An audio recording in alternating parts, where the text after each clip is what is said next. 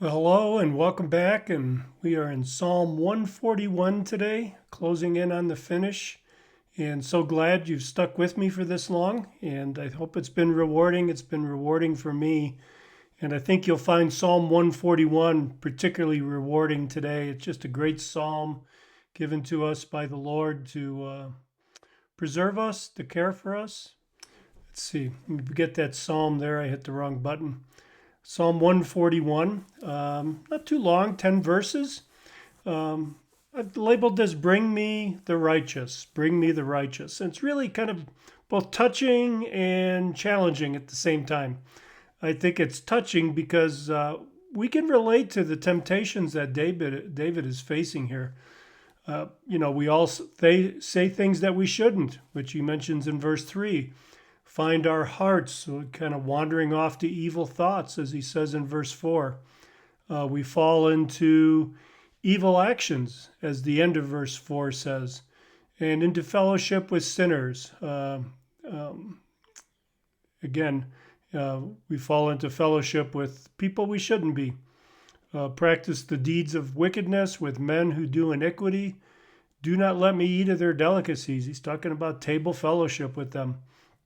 So it's touching. We can relate to it. It touches our hearts. It touches our minds, and it's also challenging. I think for the same reason, because we need to be like David and call on the Lord to not only come but come quickly, protect us from the snares of the world, the flesh, and the devil. It's almost as if we can't resist it ourselves. We need the Lord to shield us. We need Him to be the hedge of protection around us. We need Him to be that Milo, that keep, that safe place in the middle of the castle. And we need a shepherd with both a staff and a rod to direct us, and a rod to defend us, and a staff to direct us. So my outline here for this 10-verse psalm is starts out with God, please be in a hurry, in verses 1 and 2. I think we see that, oh Lord, I call upon you.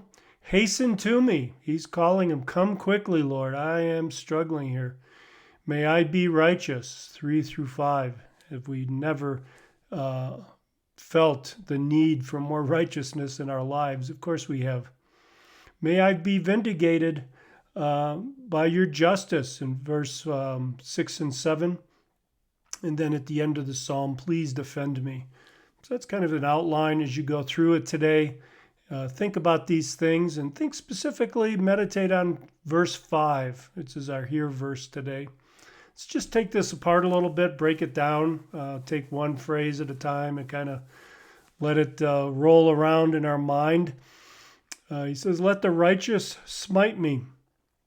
Interesting word there, smite, means to hit or strike. I think he's talking about get my attention. Let the righteous get my attention. Praying for God to use the faithful people around him to bring him correction, get his attention and bring him correction when it's necessary. David says it's oil upon his head. You can think of being Aaron, for example, being anointed, or perhaps David when he was anointed to be king. I think that was in 1 Samuel 14, and when he was originally anointed, and how pleasant experience that must have been to be set apart and have that anointing oil poured on your head and fragrant for you. And that's what the smite of the righteous is like when they come with kindness to reprove him. David says, do not let my head refuse it. I think this is really insightful.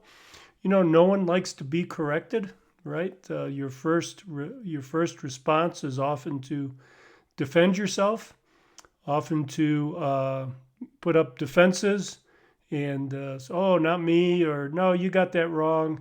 But David says otherwise. He says, do not let my head refuse it. That is, don't let me refuse the smite of the righteous in kindness. Let them approve me. Give me an attitude, a heart to receive it. David says in the last part of that verse, for still, notice that word, for still my prayer is against their wicked deeds. think David is praying for integrity here. He said, on the one hand, he's asking God to save him from wickedness and iniquity and fellowship with people like that. Then he prays that he might be corrected by the kindness of people, the righteous around him. And then he says he's still praying against the wicked. So David's saying essentially here, don't let me do the things I'm praying against. Don't let me commit the sins that I criticize in others, that I pray for you to judge in other people. This is integrity, right? David is praying, I think, here for integrity. So how do we apply this? Well, it should be obvious, I think. One of the things I've noticed about the Bible is if you study it enough, take one verse and think about it enough, and piece by piece, it becomes kind of obvious what the application is and how to respond. So maybe the application is the fact that all of us need fellowship of righteous people. That's kind of key to a successful Christian life, is to surround ourselves by other people who are serious about their faith. Now, there's a lot of people in the church that don't take their faith serious. A lot of people that just show up on Sundays or participate in a weekly Bible study and then they go back to their sinful ways, not applying or responding to what they heard. There's lots of people like that. But what David wants is the righteous. He wants the righteous around him, and so should we, the fellowship of the righteous, to both keep us from sin and restore us from sin. Let's look at that. Hebrews 10:24 and 25 says this, let us consider how to stimulate one another to love and good deeds, not forsaking our own assembling together, as is the habit of some, but encouraging one another, and all the more as you see the day drawing near. So again, this is the need for fellowship of the righteous to keep us from sin, to spur us on to love and good deeds, right? This is the part of the grace of the Christian life. The vehicle of grace from God is through other people. So it not only keeps us from sin, but other people also have the ability to restore us from sin. And again, I'm thinking of Galatians 6, verse 1. It says, brethren, very tender word there, a word of unity, brethren, even if anyone is caught in any trespass, you who are spiritual, restore such a one in a spirit of gentleness, each one looking to yourself, so that you will not be tempted. Well, there you go. That the fellowship of the brethren is necessary not only to keep us from sin, but to restore us from sin once we've committed one. And don't lose sight of that need to watch yourself. Louis Sperry Chafer, the founder of Dallas Theological Seminary, wrote a book called He That Is Spiritual, and he takes the title from Galatians 6:1. So how to respond to this? Well, let me offer you two things here, and if the shoe fits, whatever shoe fits, put it on. Be the righteous person that David prayed for. That's your challenge. When you're with people this Sunday, in your church, in your small group, perhaps a midweek Bible study later in the week, be the person that David prayed for. Be brave enough to help a brother with a kind and gentle reproof. If you're friends with someone and you know someone, you know if they're struggling. You know if they're struggling in their righteousness. So be the person who helps them. Be the person who offers the kind and gentle reproof where you see it necessary. Do it tactfully, but do it. On the other hand, be like David. Be like David and pray for the Lord to send you help. Be the wise man of Proverbs 9:8 who loves those who offer him reproof. Be that wise person.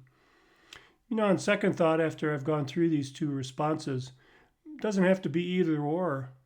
Perhaps you need to be praying for the Lord to send you people of righteousness to help you, and at the same time looking for someone who you can help.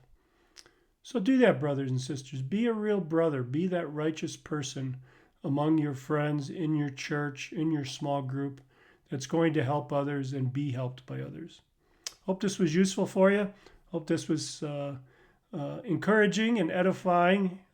Talk to you next time.